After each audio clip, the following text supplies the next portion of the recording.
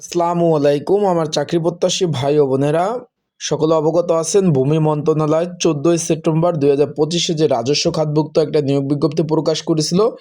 সে পদের নাম ছিল অফিস সহায়ক পদ, 20তম গ্রেডের চাকরি। এখানে 14টি শূন্যপদ ছিল। তার কিন্তু পরীক্ষার সময়সূচি প্রকাশ করে দিয়েছে।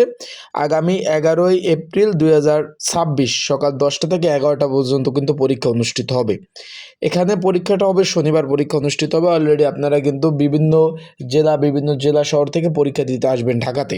এখন পরীক্ষা এই যে পদের অফিস সহায়ক যে পদটা রয়েছে, পদের পরীক্ষার প্রিপারেশন প্রস্তুতিমূলক সংক্ষিপ্ত একটা সাজেশন রয়েছে। সেটা কীভাবে পাবেন, কতটুকু কমন উপযোগী হবে, বিস্তারিত বিষয় আজকে আপনাদের নিয়ে আলোচনা করব। আর পরীক্ষাটা কি এমসিকিউ হবে না লিখিত হবে, বিস্তারিত অনেকে অনেক বিষয় জানতে চেয়েছেন, সেই বিষয়ে আপনাদের নিয়ে আলোচনা করব। তো তার আগে বলে দিই, আপনারা যারা আমার ইউটিউব চ্যানেলে নতুন তারা অবশ্যই আমার ইউটিউব চ্যানেলটা সাবস্ক্রাইব করে রাখবেন। ফেসবুক পেজ থেকে ভিডিও দেখলে ফলো করবেন এবং লাইক কমেন্ট শেয়ার করবেন। আপনাদের যে কোনো বিষয়, যদি চাকরি সংক্রান্ত বিষয় জানার থাকে কমেন্টস করতে পারেন। এখন এই যে ভূমি মন্ত্রণালয়, এটা মূলত কি? এটা মূলত সরকারি চাকরি এবং রাজস্ব খাতভুক্ত, অনেকে জিজ্ঞেস করছেন।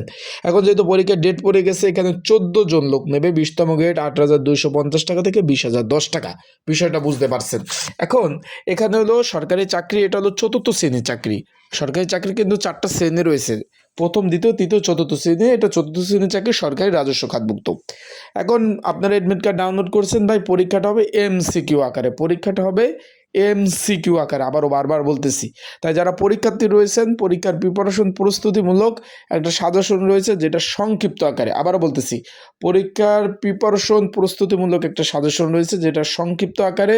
যদি আপনাদের কারো প্রয়োজন হয়ে থাকে, আবারও বলতেছি, আপনাদের সাজেশন যদি প্রয়োজন হয়ে থাকে, এই যে স্ক্রিনের উপর যে নাম্বার রয়েছে, এই যে নাম্বারটা ডিসক্রিপশন বক্সে নাম্বার রয়েছে, পিন্ড কমেন্টে নাম্বার রয়েছে, এই নাম্বারে আমার সাথে যোগাযোগ করতে পারেন, মেসেজ করতে পারেন।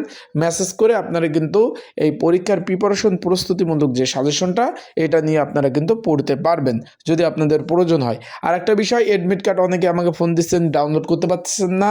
যারা এডমিট কার্ড ডাউনলোড করতে পারতেছেন না সার্ভার ডাউনের কারণে, কোনো প্রবলেমের কারণে, তারা অবশ্যই আমার হোয়াটসঅ্যাপ নাম্বারে মেসেজ করবেন। আমি কিন্তু আপনাদের এডমিট কার্ডগুলো সুন্দরভাবে ডাউনলোড করে দেবো। যারা এখনও ডাউনলোড করতে পারেন না তারা মেসেজ করবেন, ইনশাল্লাহ আপনাদের এডমিট কার্ডগুলো সুন্দরভাবে আমি ডাউনলোড করে দেবো। আশা করি বিষয়টা বুঝতে পেরেছেন। এখন যেহেতু দূর দূরান্ত থেকে আপনারা পরীক্ষা দিতে যাবেন, বিভিন্ন জেলা শহর, কেউ চাঁপাইনবাবগঞ্জ, কেউ বরিশাল, কেউ খুলনা, কেউ বাগেরহাট, কেউ সিলেট, কেউ রংপুর থেকে, বিভিন্ন জেলা থেকে যাবেন। এখন পরীক্ষার হলে কি কি ডকুমেন্ট বা কাগজপত্র আপনাদের নিয়ে যেতে হবে, এই বিষয়ে অনেকে জানতে চেয়েছেন যে ভাই আমি পরীক্ষা দিতে যাব, কি কি ডকুমেন্ট, কি কি কাগজপত্র আমার নিয়ে যেতে হবে। তাদের জন্য বলতে চাই, শুধুমাত্র এডমিট কার্ড। আর এডমিট কার্ডটা পরবর্তী যে মৌখিক পরীক্ষা, চূড়ান্ত জয়েন সময় যে যে ধাপগুলো হবে, এই একই এডমিট কার্ড, নতুনভাবে কিন্তু এডমিট কার্ড দিবে না। সেই থেকে 4-5টা এডমিট কার্ড আপনারা কিন্তু অবশ্যই এটা করে রাখবেন, পিন করে রাখবেন। আর পরীক্ষার হলে আপনি শুধু এডমিট কার্ড নেবেন, রঙিন কালারে, পিঙ্ক কালারে, আর কলম নিয়ে যাবেন। আর পরীক্ষা শুরু হওয়ার পরে কোনো ক্যান্ডিডেট পরীক্ষা হলে ঢুকতে পারবে না, তাই ঢাকা থেকে যাবেন, ভালো প্রিপারেশন প্রস্তুতি নিয়ে যাবেন। কারণ আর একটা বিষয় হলো, ঢাকাতে প্রচুর পরিমাণ জ্যাম থাকে।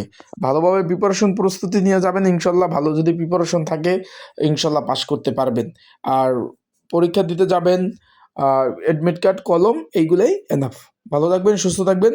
আর আপনাদের যে কোনো প্রয়োজনে, চাকরির বিষয়, চাকরির আবেদন, সাজেশনের জন্য প্রয়োজন হলে, এই যে স্ক্রিনের উপর যে হোয়াটসঅ্যাপ নাম্বার রয়েছে, এই নাম্বারটা খোলা রয়েছে, এই নাম্বারে আপনারা মেসেজ করতে পারেন, যোগাযোগ করতে পারেন। আসসালামু আলাইকুম।